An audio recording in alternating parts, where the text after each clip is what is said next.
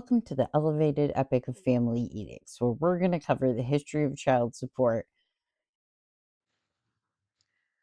So, the history of child support. I've been contemplating making a series about the history of child support. Kind of went down the rabbit hole and ended up 4,000 years ago. So, we're going to start this today. I was triggered the other day by someone making a video about debtor's prison in 1833 and whether or not child support is a debt or an obligation. And that's something we can go into another day in another video. But today, here is what TikTok has to offer for the last 400 years of child support history. Great creators, great information. These are just clips. Go out there and find the full videos and watch them for yourself.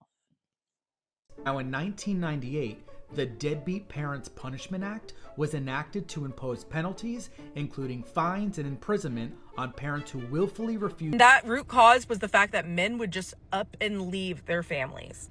If things got hard, they had nothing really stopping them from just leaving. The wife could file for abandonment and divorce them, but what about the kids? Child support was not established until 1975. Hey, tax your pockets. Mr. Gerald Ford. Coming in and sign this goddamn bill of child support. I wonder who created this shit. It had to be a motherfucking president.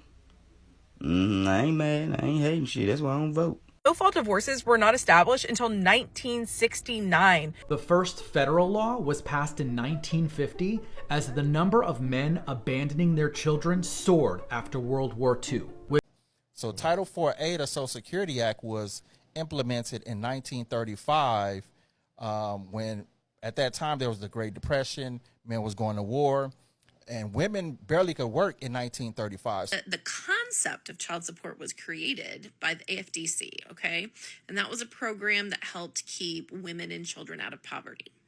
And basically it's because women traditionally during the early 1900s did not work outside the home. Like it was very rare and uncommon for them to, or if they did, it really probably wasn't enough to make a living wage, and they were the primary caretakers of the children. However, it wasn't until 1880 that the courts created civil law for child support. This allowed mothers and their children to claim money from the fathers without their communities having to pay. Did you know that the history of child support actually dates all the way back to 1776, where child support laws existed in 13 colonies? How they did child support in the 16th century? 17th century Virginia court records revealed 300 cases of what they call child maintenance support, child support cases with limited term bond women. Now, in those days, it was illegal for a woman to become a mother if she was an indentured servant or a bond laborer.